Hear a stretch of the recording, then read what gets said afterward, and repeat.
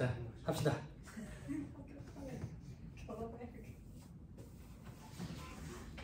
해봐. 학교 가면 또 욕심이 산다. 공부 더 하고 싶어진다. 사람이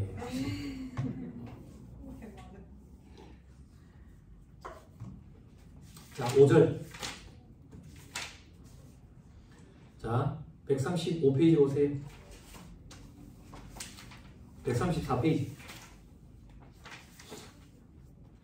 폈어요? 자, 4번. 소득세법상 부당이익 계산 부인에 관한 설명으로 옳은 것을 모두 모르는 것은 자, 기읍 대금업을 영위하지 아니하는 거주자 갑이 아버지에게 연이자율 5% 조건으로 시가는 10%네. 낮은 이율이네. 이거로 10억 원을 대줬대. 부당이익 계산 부인 대상이 되느냐? 이자 소득과 관련된 이슈네. 부당이익 계산 부인은 사업, 기타, 양도소득의 경우에만 적용한다고. 그죠? 그리고 출자공동사업자 배당. 그죠? 필요경비를 차감하는 것들만. 됐죠? 자, 그 다음에 니은에 거주자 을이 형으로부터 사업자금을 연이자율 40%. 그지? 시가는, 적정한 이자율 시가는 10%래. 의 조건으로 10억 원을 차입했대. 사업과 관련된 자금을 차입해오는데 저리로 차입해오네. 그지? 고리로 차입해오네. 부당이익 계산 부인이 적용이 되지. 그지? 그치? 사업자금이 아니었으면 부당이익 계산 부인이 아니지. 그죠? 이자소득과 관련되니까. 자, 디귿에 거주자 병이 운영자금을 마련하기 위해서 사무실로 사용하고 있던 상가 건물을 그냥 상가 건물이 아니라 사무실로 쓰고 있던 거야. 이거를 싸게 동생한테 매각했어. 부당이익 계산 부인 적용되지. 양도소득과 관련된 거니까. 됐죠? 자, 그 다음에 니은에 부당이익 계산 부인에 의해서 총수익금액에 산입하거나 필요경비에 불산입한 금액은 사기 기타 부정한 행위에 의해서 조세포탈한 것으로 간주해서 조세법 처분법 적용해서 아닙니다. 소득금액만 재계산됩니다. 그래서 부당이익 계산 부인의 소재목이 소득금액의 재계산이라고. 됐죠? 사법상 법률 효과가 부인되는 것도 아니야. 됐죠? 자, 그다음 미음에 사업소득이 있는 거주자 정이 사업자인 형으로부터 시가 1,000만원짜리 재고자산을 2,000만원에 구입해서 시가 1,000만원짜리 재고 사업한대. 그걸 2,000만원이네. 고가매입이네. 그지? 그럼 부당이익 계산 부인 적용되겠네. 계속해보자. 전부 판매한 경우 사업소득 금액을 계산할 때 정의 필요경비는 1,000만원, 형의 총수익 금액은 2,000만원으로 계산한다. 그렇게 돼야지. 시가로. 시가로. 됐죠? 됐나요? 정의 2,000만원에 사는데 시가에 1,000만원으로 사온 걸로 보겠다. 그 얘기라고. 됐죠? 부당이익 계산 부인을 적용하니까. 7번. 결소금과 이월결소금 공제에 대한 설명이에요. 옳은 걸 고르라고 되어 있죠? 그럼 1번. 세법에서 정하는 중소기업을 영위하는 거주자는 부동산 임대업 이외의 사업에서 발생한 결손금을 해당 과세기간의 다른 소득금액에서 공제하는 대신 직전 과세기간으로 소급공제, 다른 소득금액에서 공제한 후에 남은 걸 직전 과세기간으로 소급공제 신청할 수 있다고. 됐죠? 됐죠? 또 그럼 2번. 사업소득 결손금은 종합과세되는 이자와 배당소득 중 기본세율이 적용되는 기본세율이 6, 15 이렇게 올라가는 거야. 14%는 원천징수 세율 적용분 이렇게 표현하는 거고. 왜? 기본세율이 적용되는 금액에서는 공제 여부를 선택할 수 있으나 일부를 공제하는 것 허용되죠. 그죠? 공제를 해도 되고 안 해도 되고 일부만 공제해도 되고. 됐죠? 자, 그 다음에 동그라미 3번. 종합과세되는 이자 배당소득 중 원천징수 세율 적용분 14% 세율 적용분에서는 결손금, 이월결손금 공제 못하죠. 그죠? 요게 맞는 말이네. 4번. 소득금액을 추계결정 또는 추계신고하는 경우에는 결손금, 이월결손금과 결손금 공제 규정을 적용 안 한다? 이월결손금 공제는 안 해. 근데 단기결손금은 타소득에서 공제한다고. 그죠? 자, 5번. 부동산 임대업에서 발생한 이월결손금은 부동산 임대업 이외의 사업소득금의 근로연금, 기타, 이자, 배당 순차로 공제한다? 일반 사업소득 결손금이 그렇지. 일반 사업소득 결손금은 일단 성격이 유사한 부동산 임대업 사업소득에서 먼저 공제하고 근로, 연금, 기타, 이자, 배당. 근데 이자, 배당은 원천징수 세율 적용분은 배제.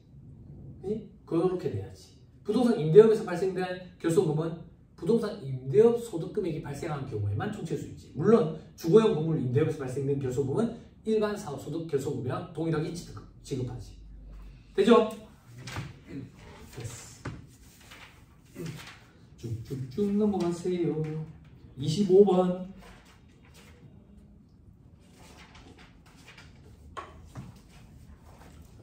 소득세법상 공동사업장. 조세피 목적의 공동사업 합산과세 그거 얘기하는 거야. 공동사업 제조업이고 복식부기고 자리. 2025년 소득에 관한 자료이다. 종합소득금액을 묻는다.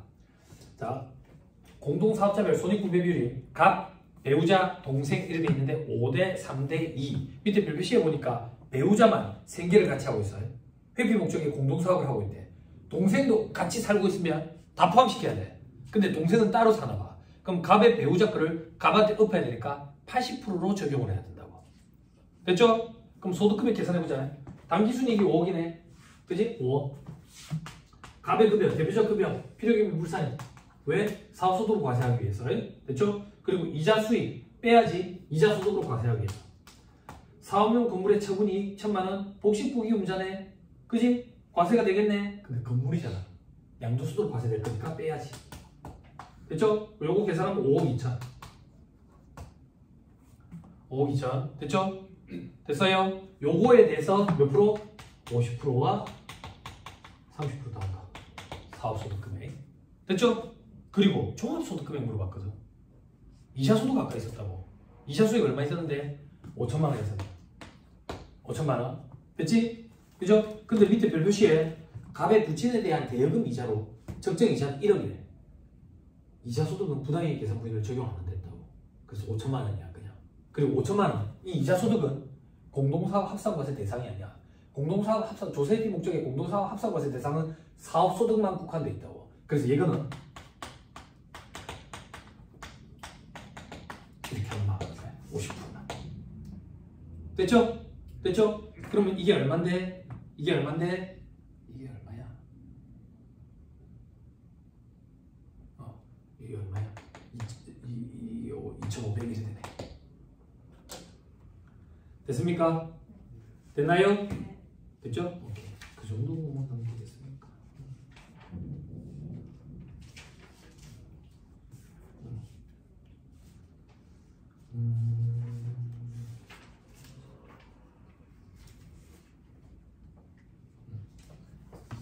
자, 이거 2천만원 넘으니까 종합과세 되는 거예요.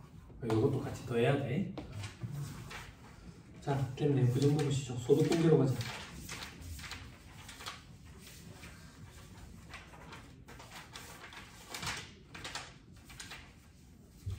4-160페이지 오세요.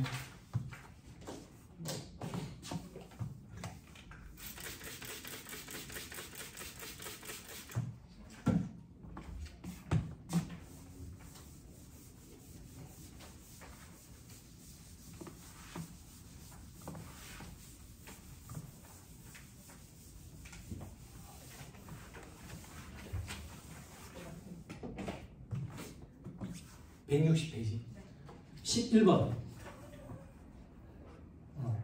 거주자 가격 2025년 자료이다. 종합소득 공제액은 얼마냐? 자, 본인이 부양가족 현황한다면 본인 여성입니다. 여성 부녀자 공제 좀 기억해야 돼. 그지? 총 금액이 있네. 그지? 밑에 배우자 있네. 부녀자 공제 해주겠네. 그지? 근데 뭘 주의해야 되는데? 뭘 주의해야 돼? 소득금액 따져봐야지. 소득금액. 그지?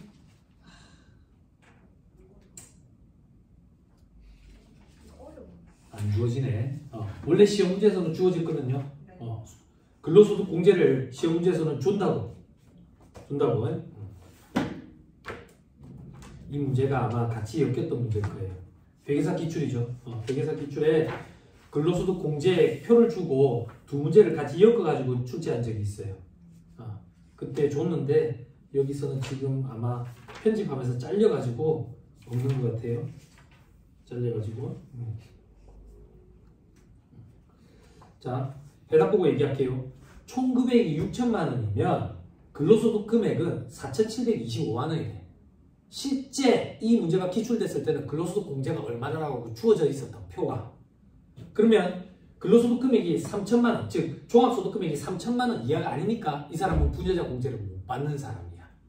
스트레스 받지 마. 근로소득 공제 안 주어지면 어떻게 하지? 안 주어진 적 단 한 번도 없다. 됐죠? 자, 아무튼 여성이지만 부녀자 공제 대상은 아니다. 그리고 기본공제 일단 본인이 돼야지. 그리고 배우자 고용보험법에 따라 수령한 육아휴직급여 600이 있네. 전액 다 비과세지. 그럼 소득금액이 없지. 그지? 소득금액 얼마 요건 갖춰야 되는데 소득금액 요건 100만원 이하 요건. 그때 소득금액은 종합, 퇴직, 양도소득금액 합쳐서 100만원 이하. 됐죠? 자, 배우자 일단 되네 2명. 부친 72세네. 조금 있다가 경로노동자 공제에 해당 사항이 있는지 한번 딱 살펴봐야 된다. 일시적 강연으로 수령한 금액이 800만원이네. 60% 필요금에 의제되는 기타 소득이라고. 그럼 40% 곱해야지. 40% 곱하면 320만원이네. 종합과세되네. 그지? 그러면 부친은 기본공제 대상이 안 돼. 모친 67세 수도권 밖의 읍면지역에서 전통주를 제조함으로써 발생한 소득금액 800만원. 너무 구석지지만 수도권 밖의 읍면지역에서 전통주 제조한 소득은 1200까지는 비과세를 해. 아무튼 비과세가 되네. 그러면 근로소득금액이 없으니까 저거 기본공제 대상이 될 3명의 아이, 그 다음 장남 소득 없네 4명의 아이, 나이 요건 충족하고요. 장녀 장애인인데 소득 없네. 그죠? 5명. 그럼 기본공제 5명 750만원. 추가 공제 볼까? 장애인 공제 200만원. 됐죠? 자, 그 밑에 괄호 2번. 국민건강보험 노인장기요양보험 본인부담금 60만원. 국민연금보험료 본인부담금 150만원. 건강보험 노인장기요양보험은 보험료 소득공제, 특별소득공제 중에 보험료 소득공제로 전액공제 60만원. 국민연금은 연금보험료 소득공제로 전액공제 150만원. 됐죠? 됐죠? 자, 괄호 3번. 무주택 세대주인 갑은 국민주택 규모 주택을 임차하기 위해서 주택 임차자금, 차입금, 원리금 500만원을 상환했다. 요거에 40%, 한도는 400만원, 200만원 소득공제. 그죠? 주택자금 공제에 뭐가 있지? 청약저축. 올해 개정돼가지고 300만원까지, 연 300만원까지. 그죠? 40% 곱하죠. 또 국민주택 임차자금, 원리금 상환액 공제, 원금과 이자 상환한 거에 40% 곱한 거. 그거 말고 장기주택 저당 차입금, 이자 상환액 공제. 요거는 이자만 갚은 거. 그지? 요거는 뭐 고정식이냐, 적립식이냐, 뭐 월적립식, 고정금리냐, 뭐 거치식이냐 이런 거에 따라서 달라지는데 우리 이거 못 가고 하는 걸로 했지. 못 가고 하는 걸로. 그죠? 그래서 요 정도까지만. 그래서 40% 곱한 건 200만원 소득공제 대상이 된다. 그만 넘어갑니다. 세액계산.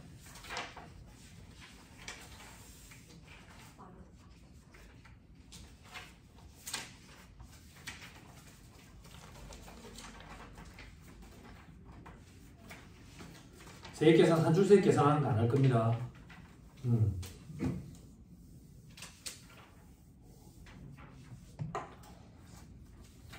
4-189페이지 19번.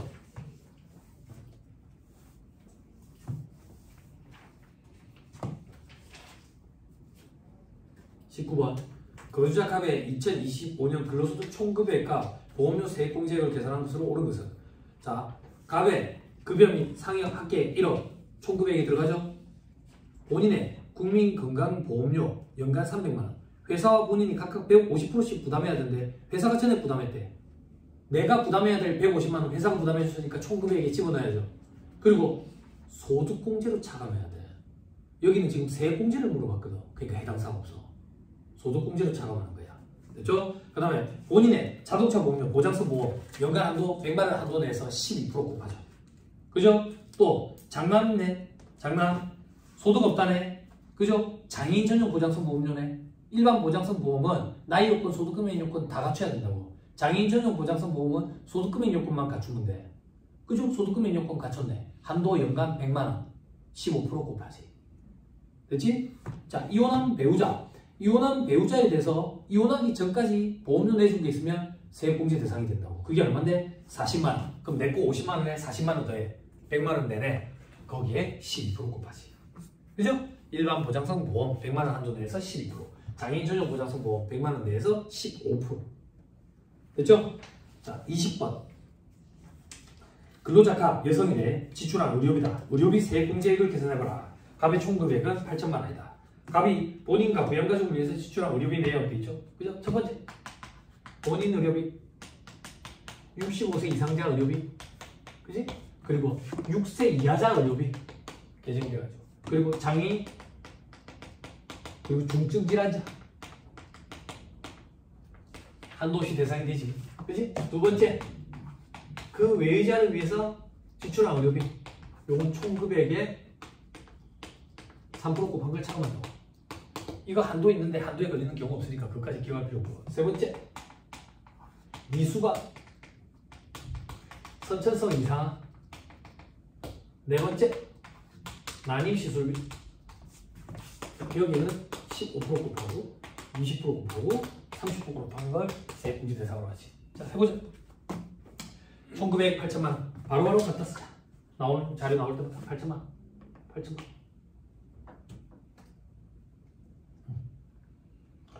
자, 그 다음 배우자. 아니 본인. 자, 본인 35세에 돼 있죠? 그죠? 체외 인공 수정 비용. 내가 여자거든. 체외 인공 수정 비용 난임 시술비 400. 산후조리 및 요양 비용 200만 원까지. 교육비, 의료비 공제 대상. 그지? 200만 원. 됐죠? 출산 1회당 200만 원이야. 쌍둥이 낳도 200만 원이라고. 요게 조금 맹점이야. 제가 실무 강의할 때마다 얘기하는데 안 맞겠죠? 안 들리겠죠? 작게 얘기해서. 자, 그 다음에 배우자. 종합병원에서 질병치료비 500. 이 중에 200만 원 실손 의료보험금 지급받았으니까 지가 실질적으로 부담한 건 300이지. 그죠? 300. 그 외이자 300. 자, 그 다음에 장남. 질병치료비 70만 원. 5세, 6세 이하자죠. 개정이 됐다고 이게 70만 원. 자, 그 다음 장녀. 장녀는 미숙아네. 올해 출산했네. 그지? 의료비 200만 원. 장녀. 어디 있노? 미숙아 200만 원. 자, 그 다음 부친 65세 이상자네. 건강진단비, 암치료를 위해서 외국 소재 대학병원에서 지급한 의료비 9개 의료비는 안 된다고. 그럼 30만 원. 암진단비. 건강진단비 65세 이상자 30만 원. 됐죠? 그 다음에 63세 모친 장애인이네. 보청기 구입비 100만 원. 보약은 안 된다고. 됐죠? 100만 원 한다. 100만 원. 됐죠? 한약은 되는데 보약은 안 돼요. 그게 그거 아닙니까? 그게 그거 아닙니다. 한의원 가보세요.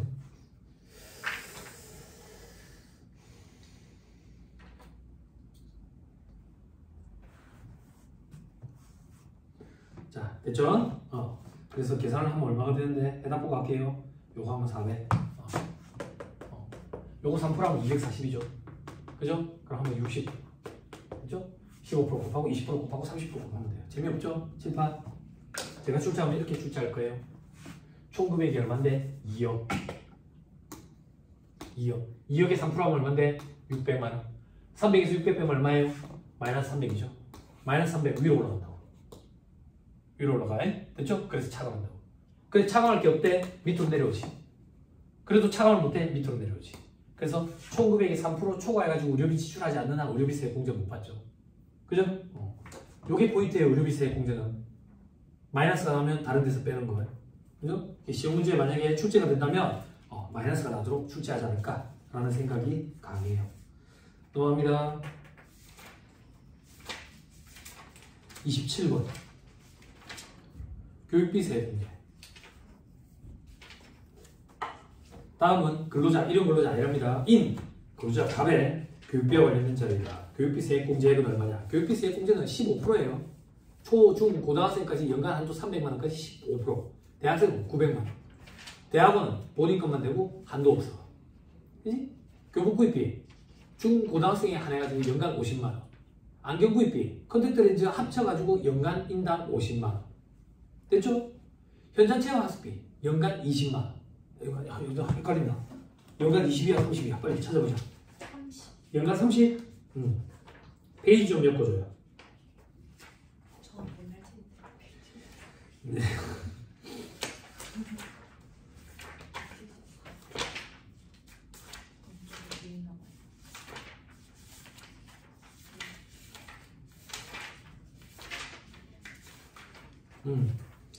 자,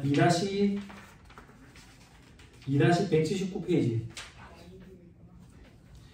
2-179페이지 1-2에 동그라미 4번 두 번째 줄 연 30만원까지 현장 체험 학습비. 손가락 낀 김에 요거 한 번만 보고 갑시다. 개정된 거.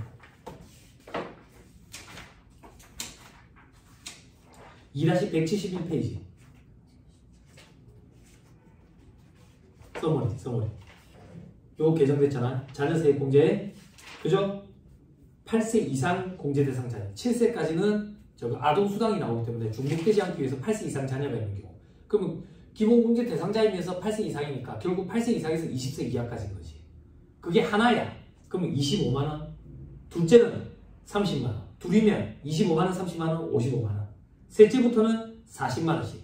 그럼 셋이면 25만 원, 30만 원, 40만 원. 그럼 총 95만 원. 이렇게 가는 걸로. 됐죠? 출산 입양 공제는 예전이랑 똑같아. 30, 50배. 됐죠? 30, 50, 70. 똑같아 이거는.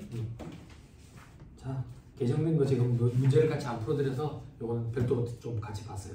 다시 문제로 돌아와서 본인 각 46세 대학 등록금 400만 원. 15% 곱할 거야 나중에. 배우자 42세 대학은 안 돼. 배우자. 그지? 그리고 교육비 공제할 때 주의해야 될 게 직계 존속을 위한 교육비는 안 돼. 근데 직계 존속이 장애인이고 장애인 특수교육비면 돼. 그죠? 자, 그리고 장려. 중학교에서 구입한 교과서 대금 돼. 방과 학교 수업료 돼. 특별활동비 돼. 교복 구입비는 50만 원까지만. 됐지? 사설 영어학원 미차가 돼. 영어학원은 다 합치어가지고 300만 원 한도 내. 됐죠? 한도 내야 260만 원이야. 15% 곱할 거야. 밑에 장난 5세 유치원 교육비 미치아가 동이네. 네. 체육시설 수강료 주당 2회 실시. 월 단위 교수과정으로서 주당 1회 이상 실시하는 교수과정만 교육비 공제 대상이 되지. 된다 그러면 합쳐가지고 합치면 300이 넘어요. 300만 원 한도 내서 15% 곱할 거야. 됐죠? 맞습니다. 208페이지.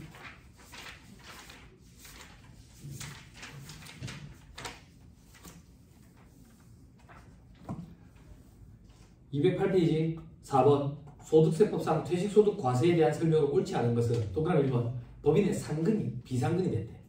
현실적인 퇴직이지. 근데 퇴직급여를 아직 지급 안 하고 있대. 그럼 현실적인 퇴직으로 보지 아니할 수 있다는 규정이 있다고. 됐죠? 동그라미 2번 임원이 2012년 1월 1일 이후 근무기간에 대한 퇴직소득 금액 이 퇴직소득 한도액을 초과하는 금액은 근로소득으로 본다.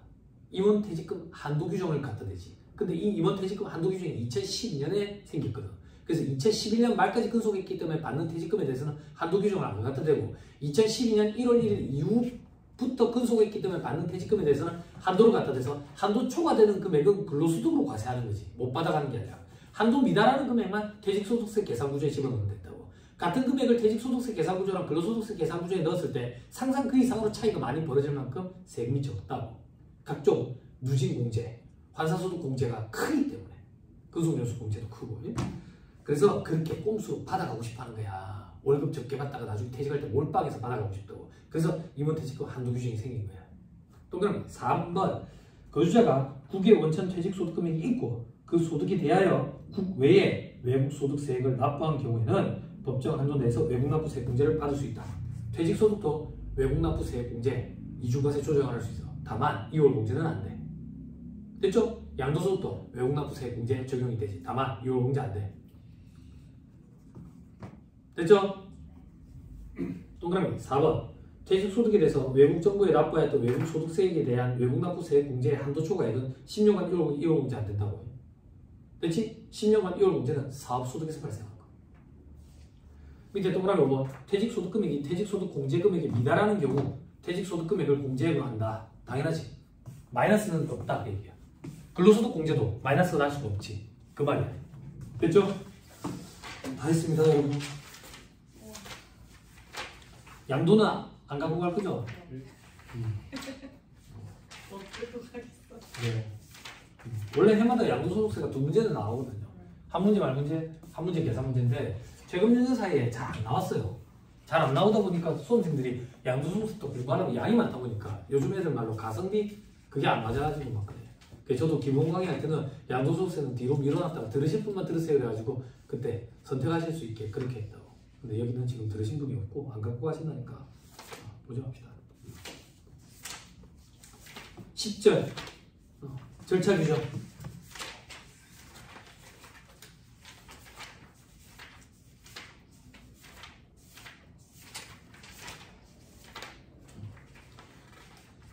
절차 규정은 제가 1특강 때 할 거라고 체크해 놓은 게 없어가지고 요거는 그냥 따끈한 걸 봅시다.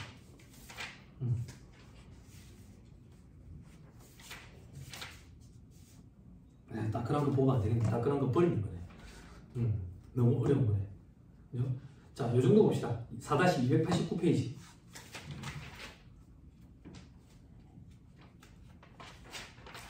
1번 중간 예납에 관한 설명이다. 옳은 걸 골라라. 동그라미 1번 중간 연합 세액은 직전 과세기간의 납부 실적 기준과 중간 연합 기간의 실적 기준 중 거주자가 선택하는 것을 원칙으로 한다. 맞는 소리 같거든. 법인세법은 이래. 소득세법은 직전 과세기간의 납부 실적 기준이 원칙이래. 중간 연합 기간의 실적 기준을 선택해서 적용할 수 있다. 예외적으로 그렇게 돼 있다고. 결국에는 선택할 수 있는 거거든. 근데 법인세법은 선택할 수 있다라고 규정되어 있고 소득세법은 원칙은 직전 기준이고 올해 거는 예외적으로 적용할 수 있다. 이렇게 돼 있다. 그래서 말장난처럼 그걸 가지고 꼬아놓은 거예요. 동그라미 2번 소득세 중간 연합기간은 1월 1일부터 6월 30일까지고 납부기한은 8월 말까지다. 이건 법인세법. 소득세는 11월 말까지. 11월 말까지. 동그라미 3번 해당 과세기간에 신규 사업자는 중간 연합 의무가 없어. 직전이었기 때문에. 자, 그 다음 동그라미 4번 중간 연합 세액에는 분할 납부 규정 적용돼. 1,000만 원 기준으로. 됐죠? 동그라미 5번 연 2천만 원 이하의 주택 임대소득만 있는 사업자는 중간 연합 의무가 없어. 됐죠? 그리고 2천만 원 이하면 나중에 분리과세 선택 가능하지. 됐죠? 됐죠? 4번 원천징수 의무가 없는 소득은 소득세법상 원천징 대상 소득. 소득세법상 원천징 대상 소득? 그럼 법인세법상 원천징 대상 소득은 어떻게 되는데? 소득을 받는 자가 법인이면 법인세법을 적용하고 소득을 받는 자가 개인이면 소득세법을 적용해. 법인세법상 원천징 대상 소득에는 이자소득과 배당소득 중 투자신탁의 이익. 배당소득이라고 틀린 소리야. 배당소득 중 투자신탁의 이익. 국간돼야 돼. 소득세법상 원천징 대상 소득은 원천징 대상 소득이 아닌 걸 기억하는 게 빠르다 했어. 이자, 배당, 사업, 근로, 연금, 기타, 퇴직, 양도소득 중에 사업소득과 양도소득은 원천징 대상 소득이 아니야. 그렇지만 사업소득 중에 원천징수를 하는 예외 규정이 있지. 그 예외 규정이 부가가치세가 면제되는 일정한 인적능력, 부가세가 면제되는 의료보건능력. 그게 우리가 흔히 얘기하는 3.3%짜리 원천징수하는 사업소득, 3%로 원천징수하는 사업소득자들. 됐죠? 됐습니다. 자, 여기까지입니다. 여기까지. 시간이 한정이 되어 있기 때문에 물론 뭐 시간 16시간 주면 그런 건 그것도 뭐 차고 넘치냐? 그렇지도 않아요. 그죠? 시간에 한정해가지고 제가 추리는데 중요한 문제만 추린다? 중요하다 중요하지 않다는 시험에 나오냐 안 나오냐 그걸 가지고 판단을 하는데 시험에 나오는 걸 대비할 목적으로 추리면 8시간 가지고는 절대 안 돼요. 그래서 제가 방향을 꽈락을 면할 수 있는 정도? 이걸로 기억을 더듬으면 좋지 않을까? 라는 차원에서 한 거예요. 차원에서 한 거고 아직 모의고사를 두 분 다 안 봤죠? 네? 모의고사를 보게 되면 분명히 멘탈이 나가요. 멘탈이 나가요. 멘탈이 나가는 이유는 꽈락이 났기 때문에 멘탈이 나가는 게 아니에요. A하고 모의고사를 보면 A 과목이 꽈락이 나고 B하고 모의고사를 보면 B 과목이 꽈락이 나고 그럼 멘탈이 나가는 거예요. 왜? 내가 어느 과목이 약한지 가늠할 수가 없는 거예요. 그런데 그건 학원들의 상술이에요. 그렇게 해야지 돈을 벌 수가 있어요. 그럼 여러분들은 어디가 약한데? 다 약해요. 다 약해요. 그 말인 즉슨 지금까지 해오던 본인만의 방식을 믿고 꾸준히 밀고 나가면 돼요. 지금 뭔가를 바꾼다? 아니 그러면 안 돼. 꾸준히 나가면 되고 그러면 됐죠? 뭐가 됐는데 모의고사 보면 분명히 꽈락이 날 거예요. 스트레스 받지 말라고. 모의고사는 어떤 의미가 있다? 두 과목을 한 타임에 보는데 시간 안 돼. 시간 안 돼. 실패하면 모의고사 한 번 더 봐야 돼. 응? 그러니까 처음 딱 할 때 시간 안 돼. 그래서 시험장에 갔을 때 손목시계 갖고 와가지고 손목시계 지참하는 것도 있다고 규정에 보면. 그래서 왜 시계 안 갖다 줍니까? 그런 소리 하면 안 돼. 시계 지참하도록 돼 있어. 딱 기타 선택 과목을 30분 안에 무조건 끊어야 돼. 다 못 끊으면 멈추고 회계로 넘어가야 돼. 됐죠? 됐죠? 그리고 시험을 봤는데 재정학과 선택 과목이 점수가 낮아가지고 만약에 떨어졌다. 즉 회계랑 세법은 50점 이상씩 받았다. 그럼 1차 시험 합격했다고 보고 2차 수험생들 준비하는 스케줄이랑 똑같이 달려야 돼. 그래야지 시간이 허비로 버리지 않는다고. 됐죠? 네. 강의 듣느라 고생 많았습니다. 수고하셨습니다. 네, 수고하셨습니다.